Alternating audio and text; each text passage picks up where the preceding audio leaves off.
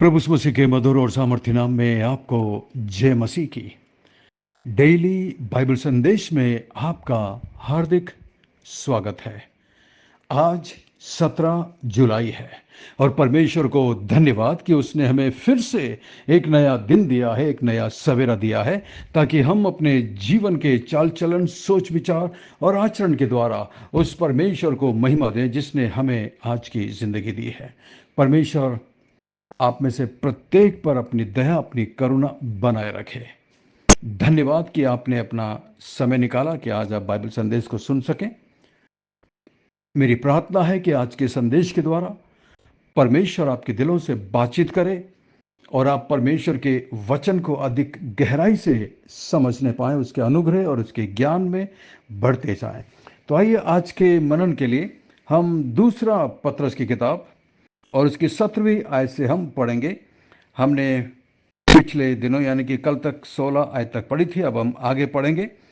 जैसा कि मैंने पहले बताया था, पूरा 2 अध्याय झूठे शिक्षकों के बारे में लिखा हुआ है।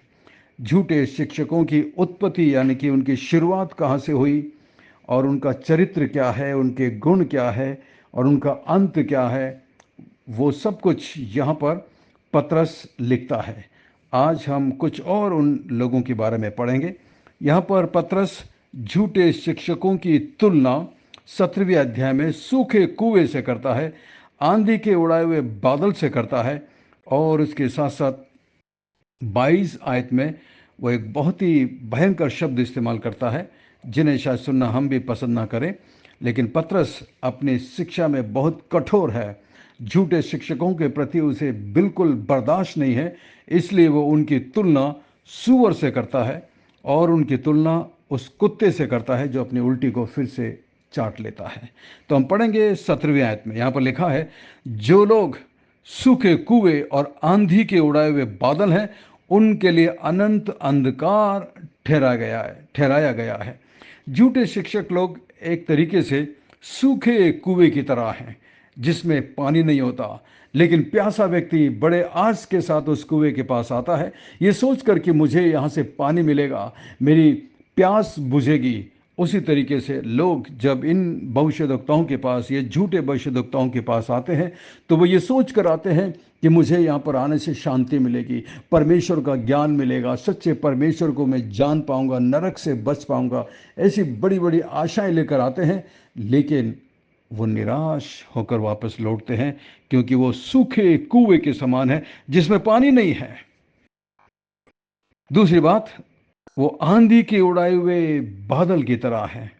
वो ऐसे बादल हैं जो हवा के साथ कभी इधर तो कभी उधर, कभी इधर कभी उधर भटकते रहते हैं। उनसे कोई फायदा नहीं होता। लोगों को लगता है कि शायद बारिश हो जाएगी, लेकिन वो हवा के साथ साथ इधर उधर भटकते हैं और उनके जीवन में कोई स्थिरता नहीं होती। ये लोग केवल ढोंग करने वाले लोग हैं। 18 में लिखा, वे व्यर्थ घमंड की बातें कर करके लुचपन के कामों के द्वारा उन लोगों को शारीरिक अभिलाषाओं में फंसा लेते हैं जो भटके हुए में से अभी निकल ही रहे थे। झूठे शिक्षक धर्मी होने का नाटक और ढोंग करते हैं। वे नए विश्वासी लोगों से कहते हैं कि अपने सुख विलास से हम तुम्हें छुड़ाएंगे, लेकिन वास्तव में वो उन्हें उन सुख विलासों के द्वारा उन झूठी और अशुद्ध अभिलाषाओं के गुलाम बना देते हैं। कितनी भयंकर बात है। वे उनकी शिक्षा बड़ी गलत है। वो ये कहते हैं कि परमेश्वर इस बात पर ध्यान नहीं देता कि हम अपने शरीर से क्या करते हैं, बस आत्मा को शुद्ध होना जरूरी है। परमेश्वर इस बात पर ध्यान नहीं देता कि हम कर क्या रहे हैं, लेकिन वो हमारी आत्मा को देखता। लेकिन पौलुस ने ऐसी शिक्षा नहीं दी। पौलुस इस बात को बड़ी गंभीरता से लेता है। ऐसी झूठी शिक्षा कुरिन्थ के अंदर फैल गई थी और इसीलिए पौलुस कुरिन्थ के विश्वासियों को भी झूठी शिक्षा जो फैल गई थी उनके बीच में, उनके लिए वो शिक्षा देता है कि मनुष्य का शरीर अत्यधिक महत्वपूर्ण है। इसलिए उसने लिखा, क्या शरीर बेविचार के लिए है? नहीं, शरीर परमेश्वर की महिमा के लिए है। हमारा शरीर पवित्र आत्मा का मंदिर है और इसमें पवित्र आत्मा वास करता है। इसलिए हमें शरीर को लेकर के आप पवित्रता के लिए इस्तेमाल नहीं कर सकते। ये लोग स्वतंत्रता का दावा तो करते हैं, लेकिन वास्तव में ये अपने पास आने वाले विश्वासियों को गुलाम बना देते हैं। 19 में लिखा, वे उन्हें स्वतंत्र करने की प्रतिज्ञा तो करते हैं, पर आप ही सड़ाहट के दास हैं, क्योंकि जो व्यक्ति जिससे हार गया वे उसका दास बन जाता है। ऐसे झूठे शिक्षक नए विश्वासियों से कहते हैं कि तुम व्यवस्था से आजाद हो, परंतु ये शिक्षक स्वयं दुराचार और भ्रष्टता और बेविचार और गंदे कामों के गुलाम होते हैं। पाप उनका स्वामी बन बैठा है। मसीह लोग सचमुच आजाद तो है, यीशु मसीह ने हमें आजाद किया है, किंतु वे पाप करने के लिए आजाद नहीं है। सच्ची आजादी ये नहीं है कि मैं जो चाहूं वो करूं। सच्ची आजादी ये है कि हम अपने मन को काबू में करें। ये सच्ची आजादी है। जिसका मन काबू में नहीं है वो वास्तव में मानसिक तौर से गुलाम है, और ये शारीरिक गुलामी से भी बदतर किस्म की गुलामी है। हम मसीह के गुलाम हैं, यीशु मसीह के गुलाम हैं। यानी कि जो यीशु मसीह हमसे चाहता वो करते हैं, ना कि हम जो चाहें वो करें। हम केवल मसीह में पाप और उसके दंड से सच्ची आजादी प्राप्त करते हैं, लेकिन हम गलत काम करने के लिए आजाद नहीं हैं। 20वीं आयत में देखिए, जब वे प्रभु और उद्धारकर्ता यीशु मसीह की पहचान के द्वारा संसार की नाना प्रकार की अशुद्धता से बच निकले और फिर उसमें फंसकर हार गए, तो उनकी पिछली दशा पहले से भी बुरी हो गई है।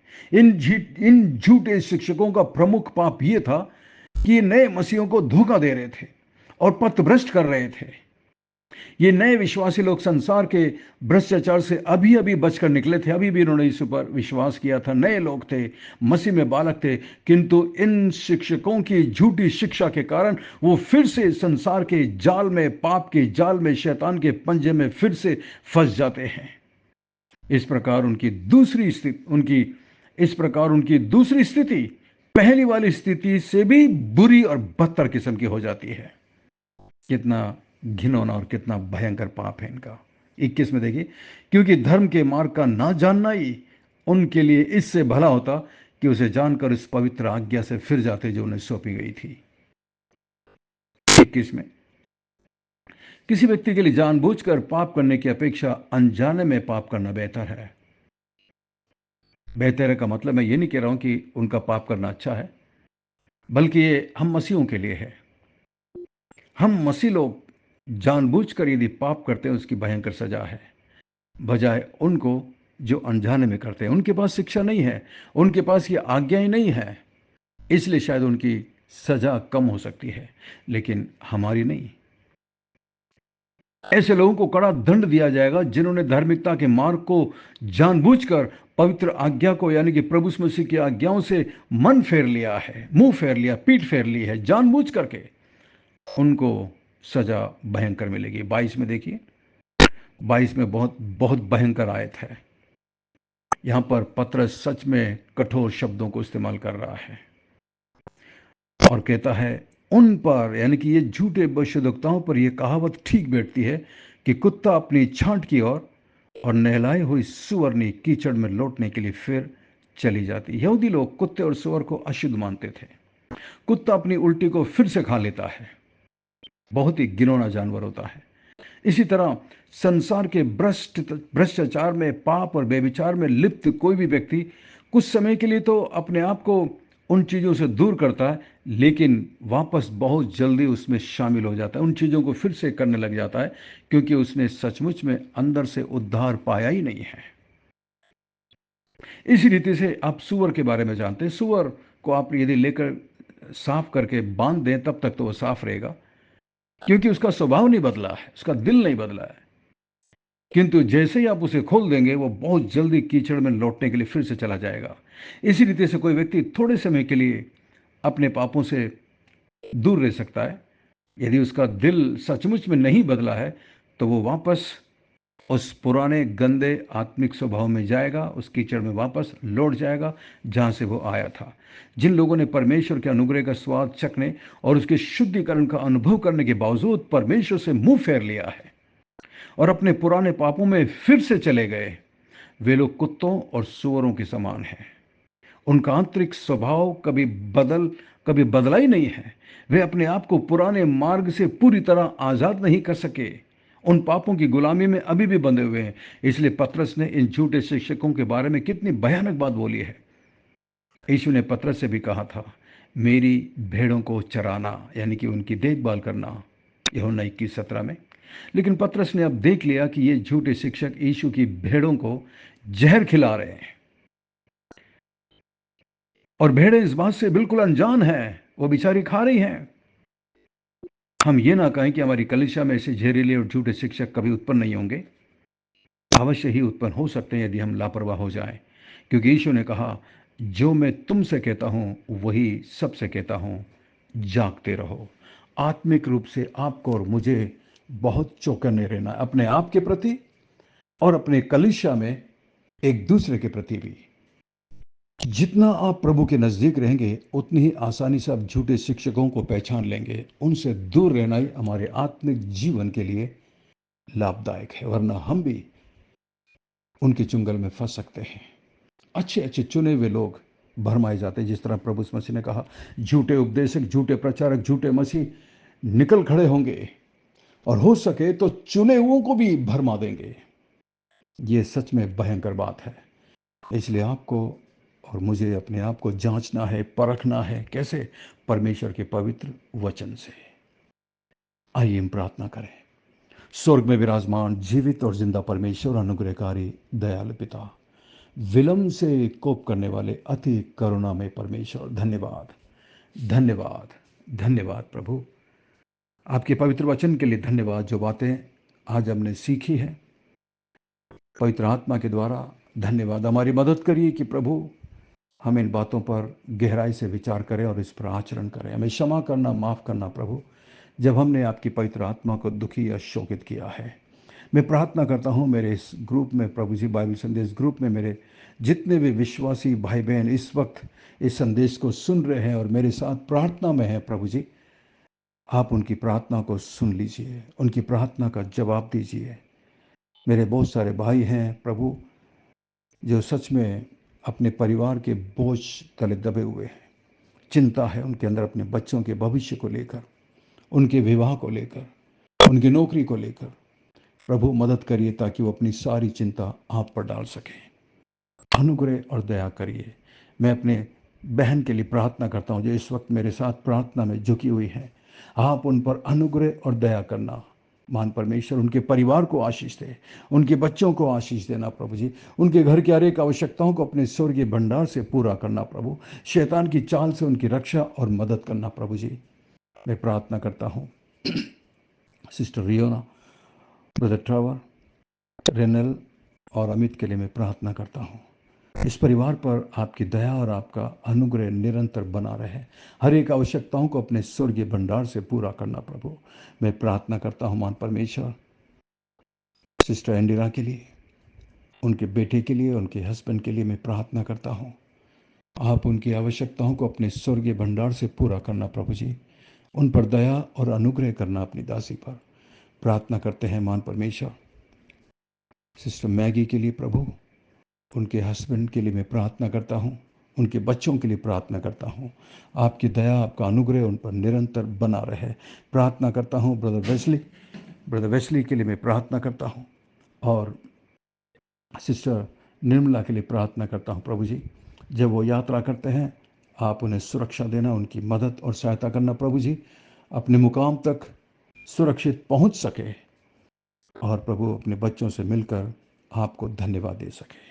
धन्यवाद प्रभु, धन्यवाद। मैं प्रार्थना करता हूँ मान परमेश्वर भाई जीपी राय के लिए, उनकी पत्नी के लिए, उनके बच्चे के लिए, उनकी कलिसिया के लिए मैं प्रार्थना करता हूँ प्रभु। अनुग्रह और दया करना, वो कलिसिया आपके अनुग्रह में, आपके प्रेम में निरंतर बढ़ता जाए। दया कर प्रभु, दया कर। मैं प्रार्थना करता हूँ मान परमेश्वर बाइबल संदेश ग्रुप में जितने भी विश्वासी भाई बहन है प्रभु, प्रत्येक की आवश्यकताओं को अपने स्वर्गीय भंडार से पूरा करना, अनुग्रह और दया करना प्रभु जी।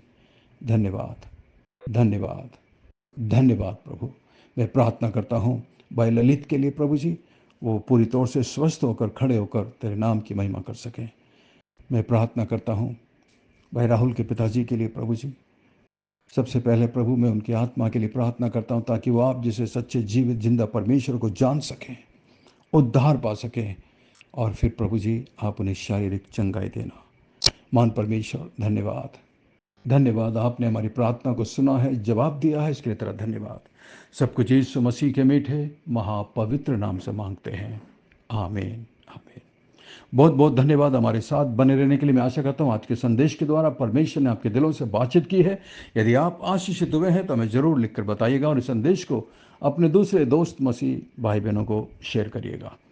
अंत में सवाल है, पौलुस आज के वचन में यानी कि 17 आयत में और 22 आयत में झूठे शिक्षकों के लिए क्या क्या उदाहरण इस्तेमाल करता है? आज के वचन को पढ़कर बताइएगा। परमेश्वर आपको आशीष दे। God bless you, we love you, have a great day and take care of yourself. अपना ख्याल रखिएगा। धन्यवाद।